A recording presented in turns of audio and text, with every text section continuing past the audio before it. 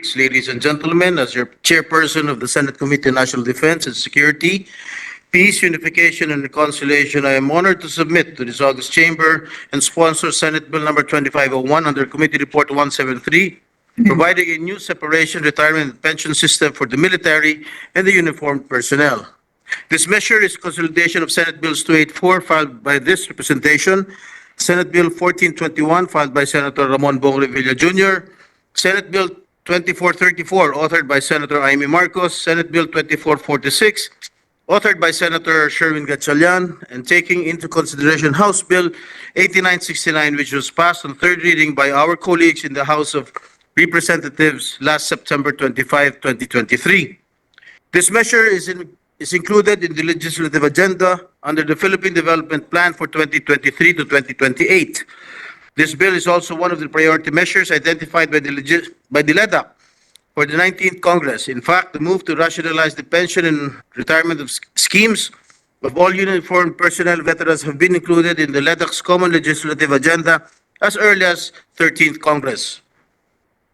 Mr. President, I sincerely hope that the 19th Congress will finally address this pressing concern affecting not only the fiscal position of the country, but also the stability in the defense establishment and the uniformed services, as persistent talks of reforming the pension system stirred trepidation and uneasiness among their ranks. According to an actuarial study conducted by the GSIS, the military uniformed personnel's pension system's unfunded liabilities could range from 4.45 trillion to 14.32 trillion, depending on the amount of salary increase if the current system remains in place. Under the 2023 GAA, or General Appropriations Act, more than 128.65 billion pesos is appropriated for MUP pension alone, and another 10.8 billion is appropriated for veterans pension. Our economic managers from the Department of Finance, with the Bureau of Treasury and the Department of Budget and Management say that this number is expected to significantly increase over the years. To illustrate, the total MUP pension appropriations for this year alone is almost equivalent to this year's appropriation for the personal services of the AFP at 136.239 billion and bigger than the total appropriations for the maintenance and other operating expenses, or MOOE, and capital outlay for all 7 MUP agencies such as the AFP, PNP, PCG, BJMP, BFP, Bucor, and MRIA combined, which is 127.59 billion pesos. Over the past 5 years, the MOOE and the capital outlay for MUP grew around 9% annually, while pension liabilities grew more than double the rate at 19% every year. This representation humbly submits before this August Chamber the product of exhaustive dialogues and consultations, most especially with the stakeholders. I would like to place on record the efforts of the economic team, the Department of Finance, with the Treasury, DBM, and GSIS to reach out to all MUP agencies and listen to their concerns. Consultations were conducted from May to July of this year to personally hear the sentiment of our soldiers, policemen, men, and women in uniform on the proposed reforms to their pension system. My office sent representatives to these road shows, and at one point, the group visited 4 cities in 2 days. They visited the Unified Commands in Cebu and Davao during the first day, and Zamboanga and Palawan on the second day. The committee likewise conducted TWG meetings and held one-on-one meetings with the stakeholders. At naging napakalaking tulong ang mga pag-uusap na ito dahil nabigyan ng mukha at boses sa mga numero at datos na ikinukwenta o tinutuos ng ating economic team.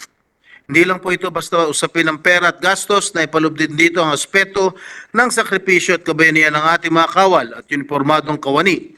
Gayon din ang kanilang mahalagang papel na ginagampanan sa pagpapanatili ng kapayapaan at kaayusan na siya susi ng pagunlad ng ating bansa. Mr. President, my dear colleagues, I am pleased to present this piece of legislation that balances the interests of our economic managers with respect to the tight fiscal limitations and honors the constitutional mandate of our military and recognizes the peculiar nature of work of our uniformed personnel whose lives are always at great risk. First and foremost, any reforms to the prevailing pension scheme will only be limited to new entrants.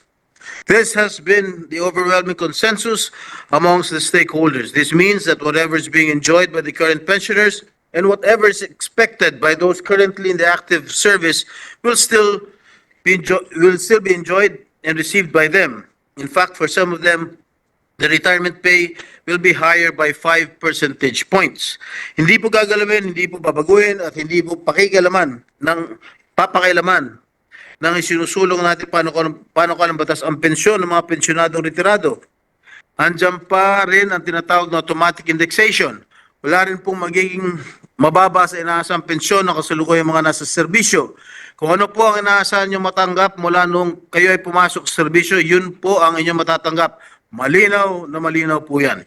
Meanwhile, the new entrants will be covered by a more sustainable pension regime, one that is assured of adequate funds for the retirement of our military and uniformed personnel at a time when they need it the most, one that is not dependent on the government's limited capacity to set aside funds, therefore, but one that is wholly owned by the contributing members, and one that is self-sufficient for the welfare and varied needs of the retired MUPs in the future. Separate trust funds will be created for the military and for the uniformed personnel, which shall be managed by the GSIS and overseen by the respective military and uniformed services through trust fund committees. The establishment of these trust funds will free up some fiscal space which can be reallocated for the sector's equally important priorities, like the modernization program of our military and other law enforcement agencies, or further expanding the health, education, housing programs for the MUP and their dependents. As our economic managers would like to call it, this will be an investment on peace and security. Under this proposed measure, retirement pay will be pegged to a maximum of 90% of the base pay and longevity pay for all MUP from the current 75% and 85%. While there will be no automatic indexation, there can be annual adjustments in pension depending on the fiscal or economic conditions of the country. Paano po tayo makakasiguro na hindi ito matutulad sa nabulilyasong RSBS o retirement and separation benefit systems noon? At paano masisiguro na masusustentuhan ng pensyon ng ating MUPs sa hinaharap?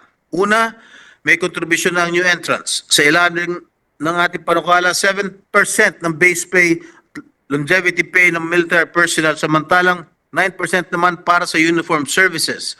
Ito po ay may katapat din kontribusyon mula sa national government na 14% at 12%. Kung matatandaan, sa RSBS ay wala pong naging katumbas na government contribution na isa sa dahilan ng pagiging underfunded nito. Pangalawa, kung sa RSBS maaaring i-refund ang contribution na may kasamang interes sa ilalim na ating panukala, hindi na makukuha ang contribution, ngunit makakatanggap ng separation pay ang mga aalis sa serbisyo. Pangatlo, magkakaroon ng oversight committee na mamamahala sa trust fund kung saan kasaling Finance Secretary at GSIS.